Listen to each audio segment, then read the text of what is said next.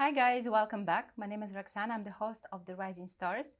And by the way, the Rising Stars is sponsored by Urban Eats Montreal. So go check out their social media. Maybe you'll find something tasty and interesting there.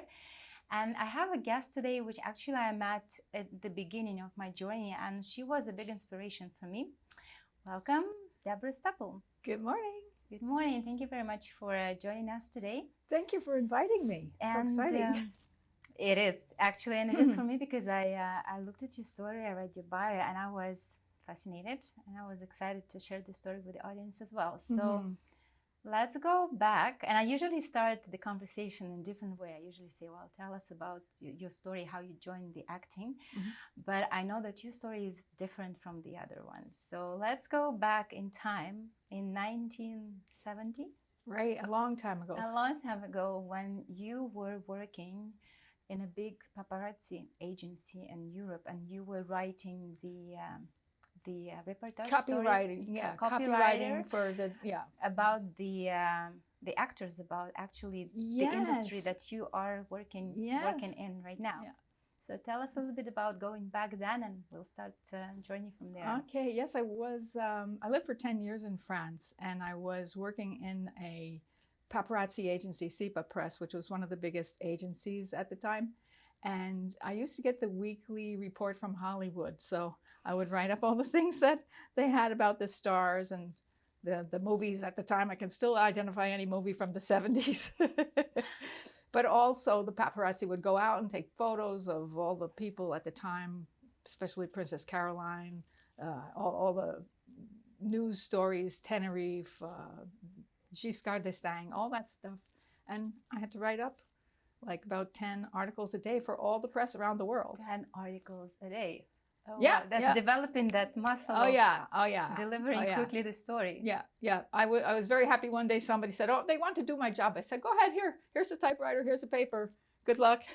And they were all day long and couldn't write one thing because, blank piece of paper. And I was at my desk, I did my 10 articles. I said, okay, here, let me do that one.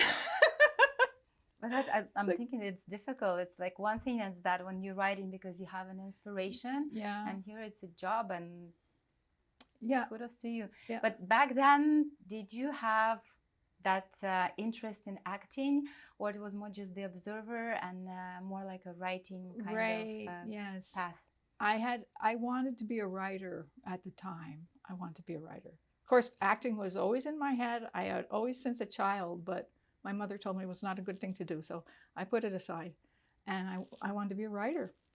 So, but writing copy and writing a novel and writing poetry, it's very different. It's very, very difficult, and it's a different art.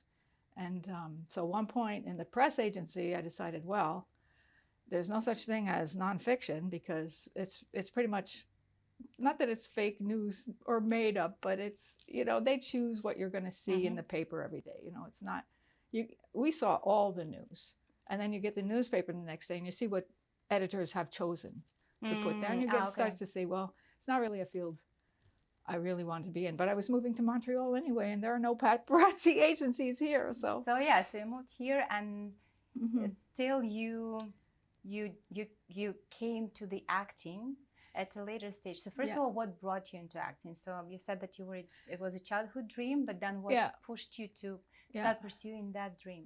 And I did some things on my own, like just for fun. Like I was telling you before about a business network I belonged to, and we had to do a presentation every month or so. And I always made a big story about it. I made a show. I put on a show about like translating, because my job was a translator, so I was promoting myself as a translator. So I translated a cake, and the cake is 4 in French and pound cake in English. And just to show that it's not the same when you go from one to the other, it's going to change in the other idiom. It's going to change. The meaning is going to change. So anyway, I put on a big show about that. I was telling you how I juggled the eggs, but people were screaming, but the eggs were empty, so they didn't break. Anyway, every time I did a thing like that, I had one time I arrived with a suitcase, les aléas du métier, tricks, hazards of the trade. What was that called? Anyway, I had a big snake inside the suitcase. I opened the suitcase, So yeah, it was based on Pitfall. That was what it was. Based on a popular video game named Pitfall. So a snake came out of, or another time I had Victoria's Secret. So the secrets of the trade. So I had a Victoria's Secret bag and I got underwear and said, no, that's not the secret of the trade. That's Victoria's Secret. So you were always that So I had, artistic nature of you was always coming through, even in your, let's say, traditional kind of type of work. Yeah. And then, so at which age, well, okay, how old were you? And we discussed you were okay with me asking that question. Yeah. So how old you when you started the acting journey? Well, so when I finally decided enough is enough, I'm going to do what I like, I was 68, 67, 68. And because I had looked up for a few years before, I had started looking up acting schools, acting classes, I didn't know. And then finally I said, no, I'm going. I chose the Actor Studio and Gilles Plouffe. So you started French. I was like 67, 68. Yes, yes, it was in French. And you know, for me, I'll probably share also a little story, because when I started my acting journey and I came to Susanna Lanier class, that's where I actually met you. I remember I was like 42, and in my head I was like, okay, no, like Rox, like, okay, let's give it a try, but it's too late. I'm too old to start that, because there is that stigma around this industry that if you didn't start it at the early age, then later it's too late. So for me, I remember that when I discovered and I saw you in the class, and I don't remember how you mentioned that, yes, like you started like some years ago. For me, it was an inspiration, because, oh wow, so people do pursue their dreams, pursue those journeys, even at the later stage of their life. So just wanted to share a little bit of that story. For me, it was real inspiration. But did you ever had that thoughts in the back of your head, like, oh no, Deborah, like, forget it, you know? Yeah. And how did you get rid of those thoughts? I think I had those thoughts when I was younger, thoughts of, oh, I'm not good enough, I'm not pretty, I'm too fat, you know, whatever. It's like, I thought it was really, we have. I mean, yeah, that's it. Limiting beliefs. And limiting beliefs. And so I thought, oh, that's not an area for me. So, but when it came to starting acting, I actually said, wait a minute, my age is an asset. It's like, it's great because like, I'm old. First of all, I got a lot of experience. I got, I don't care anymore about what you think. Do I look like? I'm there. That's me. Hello. And we're going to have fun. So, and I'm going to make a life that's going to be like of interest to me and hopefully to others. And because I was taking singing classes at the time. And I remember even then I said, I'm old, but my age is an asset because there's not that many people doing this at that age. That's true. And it's interesting, and I love how you also spin it. I think it's not always how we tend to spin those aspects of our life. I have a friend, a close friend, she's my age, and when I tell her to do something like, oh, like try that or try that, she's like, oh no, I'm too old, like next life, right? Next life. And I'm like, come on, like this is this life. And now I have you who said like, oh, 68, I'm gonna sing, I'm gonna go start acting. And it's really inspiring. Oh, that's nice. But about the next life, it was also in my mind. I said, well, even I start late, I'll learn and I'll have it for next life. That's another interesting way of thinking about it. Yeah, then I got a little head start for next time. For next time. Well, I'll enjoy it as much as I can now, and then maybe it will be also for use in my next life. Yeah. Do you still remember your first acting class? So you started with Gilles Plouffe. So you started, and question, so for you, organically, what's your mother tongue? Is it English or is it French? It's English. It's English. So, and you started the classes from taking classes with Gilles Plouffe, and he mostly does French. That's right, yes. How was it? Why was this choice? Why also you went with more like French as a starting point, French classes, not English? I actually liked the program that he had. So I didn't worry about English or French because I'm quite bilingual. I don't necessarily have a Quebec accent, but I've lived in French speaking countries since I was like 16. So to me, it wasn't a big consideration. And yeah. But did you find any difference when you also, because I saw your bio, so I saw that you had quite a wide experience in terms of the taking different workshops, both Yeah. English and French.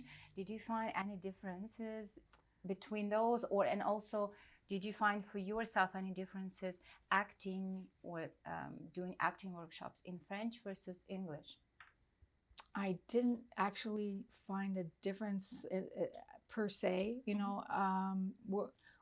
I think most of the difference was in the kind of method people are teaching, and their their approach, how they go about getting you, you know, in front of the camera, getting you ready to perform while not performing, to stop acting.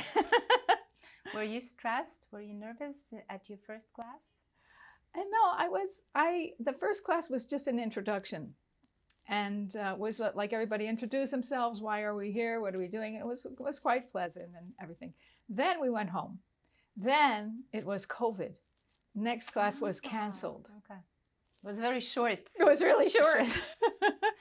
And so I kept on looking, see, well, what are they going to do? Are they coming back? And finally what happened, Gilles offered a monologues class. So I signed up for monologues online.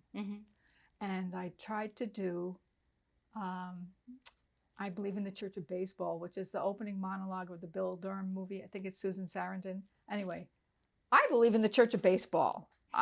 I do, all right? So the monologue starts out, I believe in the Church of Baseball. And Jill goes, no, you don't. I said, yes, I do. I believe in the Church of Baseball. I tried all the major religions and most of the minor ones too. And he says, no, you don't. It's like, okay. And I've been wondering ever since, how do you believe in the Church of Baseball? What is it to believe in the Church of Baseball? Because I believe in the Church of Baseball. It was his. It's so interesting because I heard a lot about his classes. I haven't taken. I had like trying to take acting in French on my to-do list. That was his way of coaching. Yes. To push you to get you into that character who really believes instead of just saying the words out loud. That's right. That's so cool. I have to somehow truly believe in the Church of Baseball in order to be that character who believes in the Church of Baseball, and say it so that people will believe me when I say it. So how do you do now when you need to get? I don't know. Do you think I believe in the Church of Baseball? You were very convincing. You were very convincing right now. I do love baseball, you know. So you really do? Yes, I do. We watch the Blue Jays, and our heart breaks. And when I say us, my husband and I, our heart, you know, goes up and down with the wins and losses. No, I do. I think it's a beautiful game. So from that one, how do you? It's also I'm learning a lot by interviewing people, so that would be also an interesting thing for me to know. Yeah. So from his classes, what did you pick up? How to? Yes, So in Gilles' classes, what I think one of the basic things is a sense memory, they call it. So you have to put yourself remember with your senses exactly what it's like to sit on a cold park bench, or to be in a car. And this is a good thing to do for the moment before whatever the character is going to be doing on scene. And one that really drove it home for me was, and it was still online, I was doing King Lear's daughter who was leaving, and she was telling her two sisters, with a tear in my eye, I go. And I was thinking, well, what tear in your eye? Are you sad? Because these were really mean sisters. Are you sad to leave them? You know, I wasn't sure, but I thought, not really. It's a little bit, she's just being a little sarcastic. And Gilles said, did you do the sense memory before? I said, oh yeah, I sat in the chair and I felt the stone floor and, you know, in this like stone palace room here. Mm-hmm. I said, no, go around and feel it. So I went around and I felt the tapestry, and I saw the tapestry, and I felt the sconces on the wall with the candles and everything. And I came back and I went to do that line and I burst into tears. She's sad to be leaving. And it was a sense memory that informed me. So interesting. Yeah. I'm absorbing also all those kind of things. Yeah. So I always try to do some of that for the character. Mm-hmm. Mm-hmm. Yeah.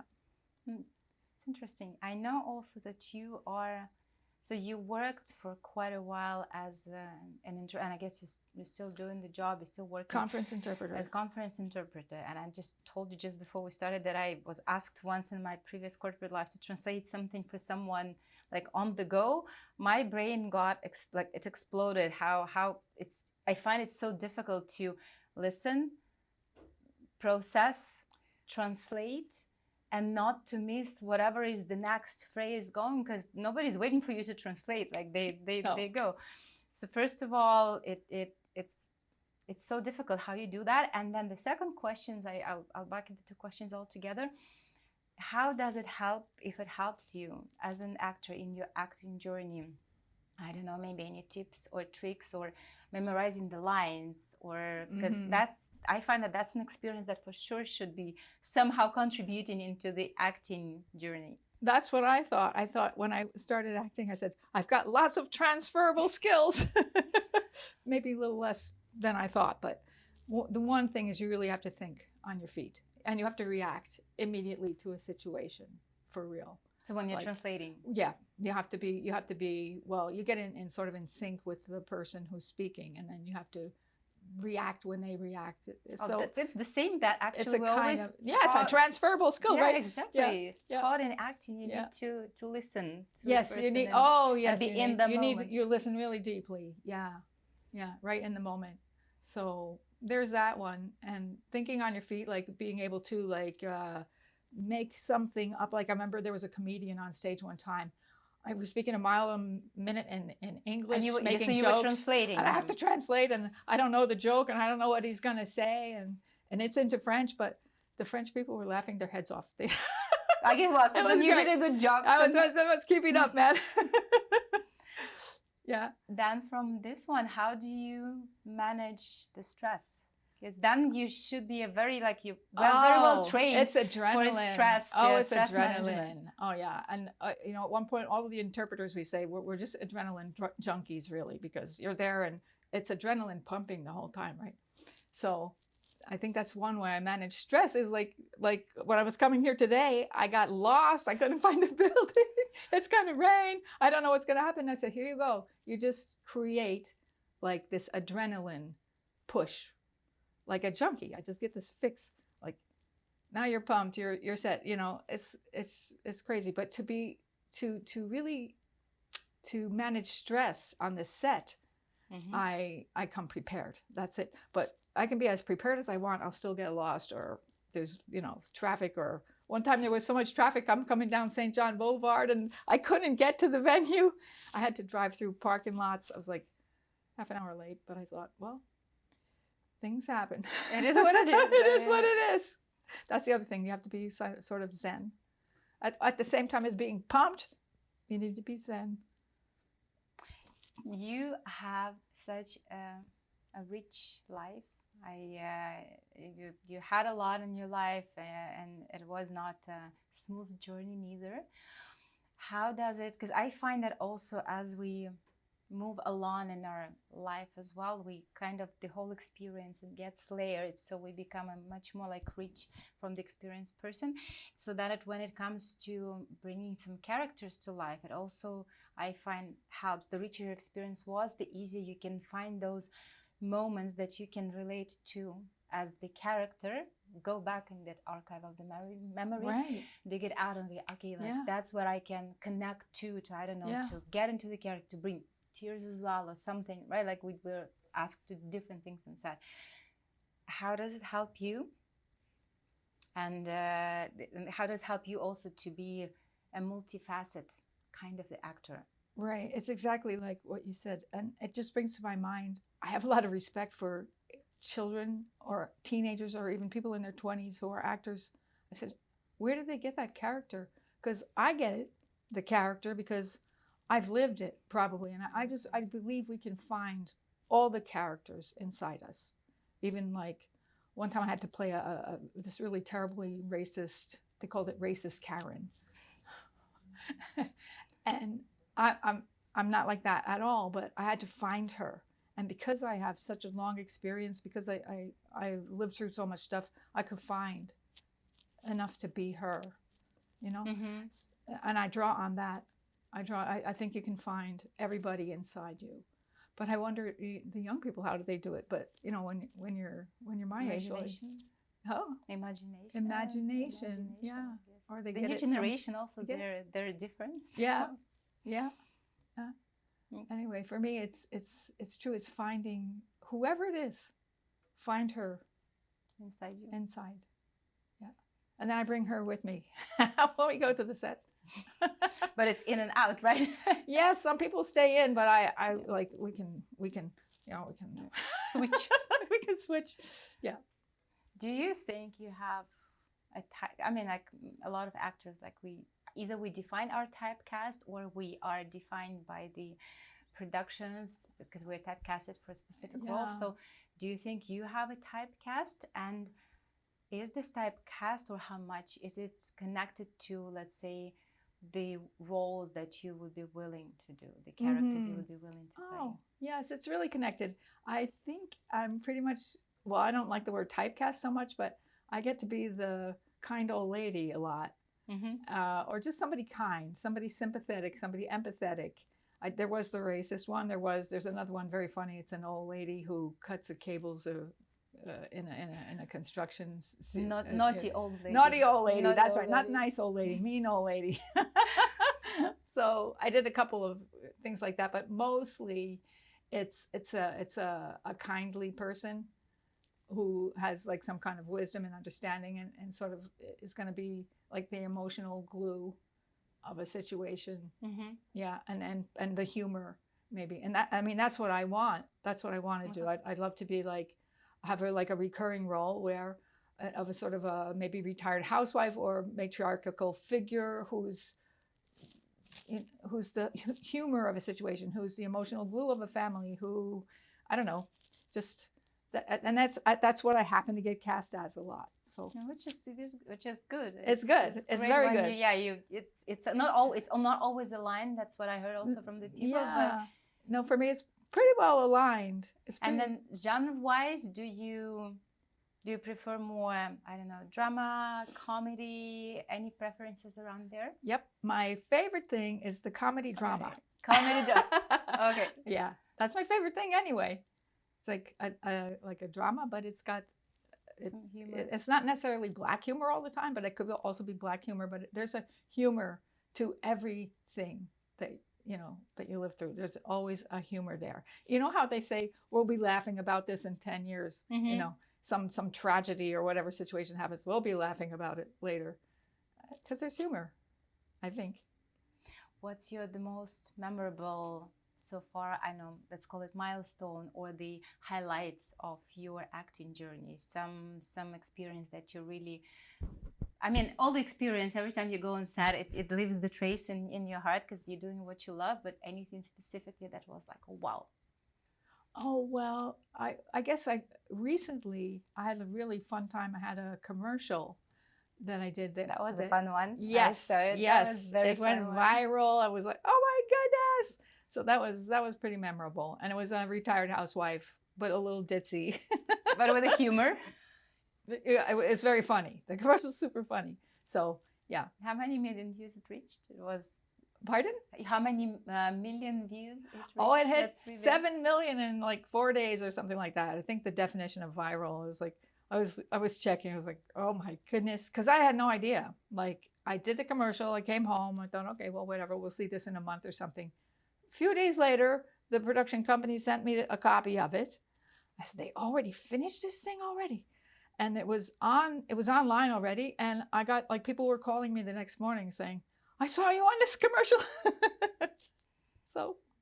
So you were not even thinking about it? You were not like checking the views? Not at first, no. But once it started to go, and then I was like, okay, wow. And then I started to check it.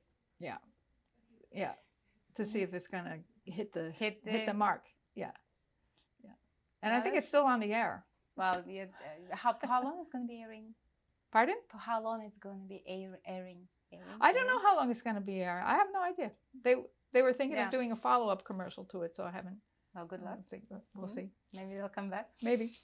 You also have you have postgraduated from Sorbonne. From the Sorbonne. Yeah. With the In literature. Mm-hmm. Which when I was sending you some emails, I was triple checking my grammar. Oh, no. Corrected any time. I was like, oh my God, like I need to make sure that it's all perfect. So it was a bit of a pressure on me. No. Did you, because I find that it's a perfect foundation for writing. And you said that you kind of, initially that's what you That's why wanted I studied to do, literature, right? yes. Yes, so, but back then it was more like, you call it fake writing, like you had a script, whatever, like a clear direction. Yeah. But so do you reconsider doing that? And when I say writing, I'm not just saying only about writing novels or stories, but doing like scripts, like writing for film and television. Yeah. Well, I'm out of the habit really of writing, but I've been thinking and I've been noticing that sometimes if you want a project, it's a good thing to write it. If you want a project, if you want, to do it like in our industry, it's not always that you can get the roles or something. So create of your own. Yes, but I don't say that lightly because I know it's really a talent. It's an amazing talent to be able to write. It's very difficult. I know people who try and then they have to tweak and then they're not sure and it doesn't work or. And what makes a good script, I don't know. So how am I going to produce one? So I would love to. So that's something in the plan. Well, you never know, but I so far I can't say that I could do that because it's really a special talent, I think. Special, I don't know. And plus I have an idea like, oh, I'll be a housewife who has a sense of humor. Well, good luck starting with that. You know, what script is that? I leave it up to the creative people on that side. Yeah. But then writing the novels or something, just get yourself more into the writing. Or right now you kind of put it aside, and you're focusing more on acting and pursuing this one. Yeah. And writing is a serious pursuit, and you have to do a lot of it, and you have to, like for example, to get published, you have to send things like on a regular basis, and I put that aside a long time ago. Yeah. Did you ever try theater? Yes, and in fact, the Gilles Plouffe Actor Studio, that's mostly for theater. Mm-hmm. Yeah, and I love theater. But right now, I said I prefer film and TV because theater is a lot of memorization of long scripts, and with TV and well, it's more, to me, it's just more immediate. It's more, film and TV, it's more alive. Where it's true, you're live on stage, but anything can happen there too, and usually does.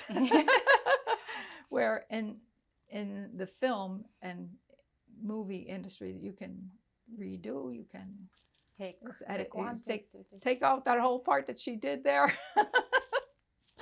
We'll see. But like, do you have it kind of in plan to go and try theater? No, I did audition for let's see, The Importance of Being Earnest, but luckily I didn't get the part.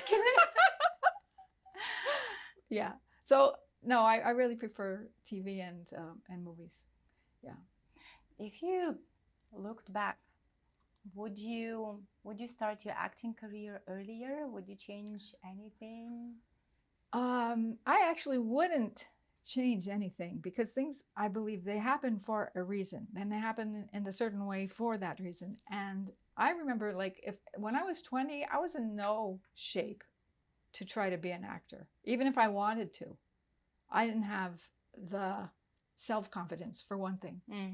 I didn't have the I think, well, it's mostly it's self-confidence. It's belief in yourself that you can actually do this.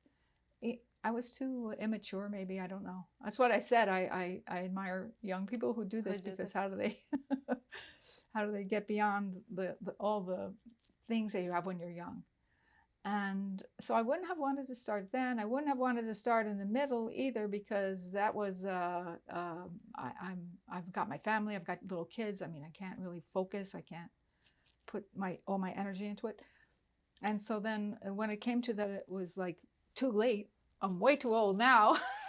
But you now I still can made put it. Yeah. everything in there. Everything I have.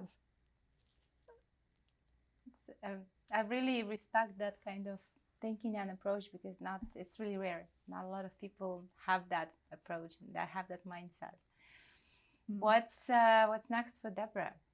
Oh, well, I have a couple of videos coming up. It's the short film, the short web videos coming up, and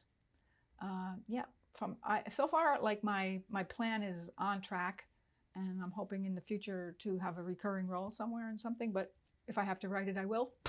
That's anyway, the plan. Sounds like a plan. That's the plan. But otherwise, you trust life. You trust how it's going to go, how it's going to unfold. That's my new approach, which I didn't used to do that, but now I do. So. And recurring role, it would be within the type that we discussed. Yeah, so I think things are really changing out there. So things are changing so fast, and we don't even know what's happening. That's why I think that's a good time to sit back and wait and see how it's going to unfold. Like, I think the web videos are becoming like the new form of entertainment. I'm pretty sure that's what's happening. Yeah, it looks like attention span also of the audience is. Yeah, they kind this. of easier consume the shorter type of the content as well. Yeah, and that's fun, and I think it's good. It can be used for really good things. It's creative. It's fast. It's short. It's good for us. I mean, I'm just thinking that could be the way it goes. Is there any role or any character that you wouldn't do? Let's say, like, if you received the casting call, you would really say, like, no, I'm not doing that. Yes. Let's see, because I've already, said no, because if I can't believe in the character, if I can't believe that person would act that way, or if I think that it's promoting something that I don't agree with, really, then I'm probably not going to do it. In interpreting, by the way, I have areas. I said I will not work for tobacco companies. I will not work for pharmaceutical companies. For example, alcohol. They usually come three together. Oh, actually, I haven't had much to do with alcohol, but I used to have a lot of requests from those other industries, and say, no, I'm not going to promote that. It goes against your values. That's right. So if something goes against my values, I'm not going to do it. Is that wrong? No, I know. It's ironically, because you and me were talking about this, and the reason also why I asked the question, because I also had a casting call recently for a little like speaking role or an audio with silent role, doesn't really matter, in the film. And the character, I read it, and it was like, it felt under one of those rare things that I don't tolerate at all, really? As a person. Oh yeah. As a person, exactly. So that's why I told my agent, I'm like, it's cool, it's feature film, it would probably give me an actor credit, but like I really don't feel comfortable so much doing the going for that one. So I can easily understand what you're talking about. Good for you. Yeah, I mean, would I play, I don't know, like a villain, someone else, anybody? But it was like, no, not that one. Yeah. Because you're not doing anything to be you. It's not like I'll do anything to just get my face on film. But there are some. I mean, like, people are different. There's some people like that, but it's really not about that to me anyway. I was just reading an article about Jane Mansfield and her daughter, who is plays on the Law and Order, Haggerty, I think. Anyway, she was saying that she regretted her mother's choices, and her mother regretted her choices. Jane Mansfield was a sex symbol back in the early '60s, and she wanted to be a serious actor, but they made her dye her hair and show off her breasts and her body, and she never got to be the kind of actress that she wanted to be. Because it's almost like, I understand what you're talking about, it's almost like created that fake cast Persona. typecast Yeah. persona, Mm-hmm. because I think there are the actors out there that they always are casted for exactly the same roles. I would be curious to know actually if they were willing to do something else, something different. I don't know. Yeah. That would be an interesting thing to hear from them. I don't know. One more thing, and that's a little bit going back to, actually, I just realized that I want to ask that question as well. So with that experience of an interpreter, like for example, when you get your audition, do you always read your, like memorize your lines, or you have that? Because some people, when they do the self-tapes, they have that amazing ability to act, look at the screen at the lines, and it will not be really visible on the camera. I tried once. I guess I didn't get yet that skill. So okay, I'm memorizing lines. So in your case, does it help you anyhow? Do you know any tricks? For memorizing lines, I have a memory technique, and I also find it very useful to almost memorize or really remember the other person's lines. Because if I remember their lines, then I know how I'm supposed to react and what I'm supposed to say. So I can say something along those lines. If it's not identical, it's at least, it's a response, the proper response. So study their lines is the main thing. But as an interpreter for remembering and recalling things, I don't think that doesn't apply, because it's a different kind of memory. It's like, remember it while I'm trying to translate it, but forget it really fast because I got to think of the next thing that's coming. And anyway, so it's quite different memory. So, but when I was a teenager, I learned a memory technique based on 1 to 10. T, Noah, May, Ray, Law, Jaw, Ki, Fi, Pi. And you can use those words to attach ideas, and that's how I learned to memorize things using that technique. It's a memory hook technique. Oh, wow. How is it called?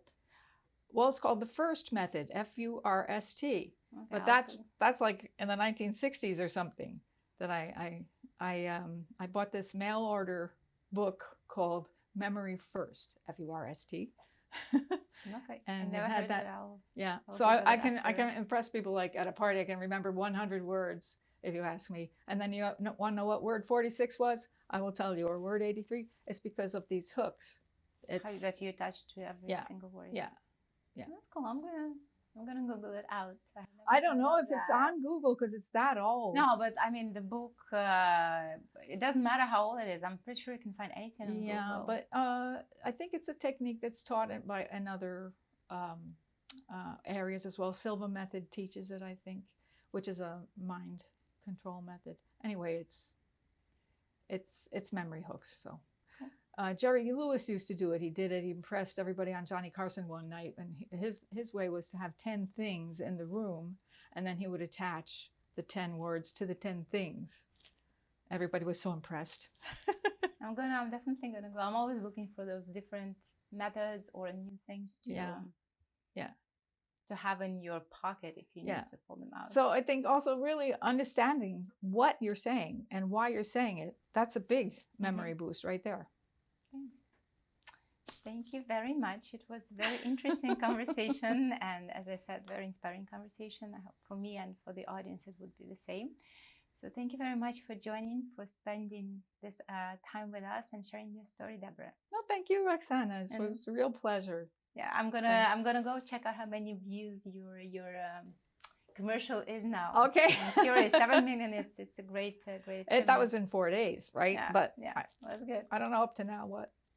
Thank you, and wishing you all the best, and in your acting career to continue growing and finding and getting that recurring role, your dream role. Thank you. Hey guys, I hope you enjoyed the conversation as much as I did, and looking forward to seeing you on our next episode.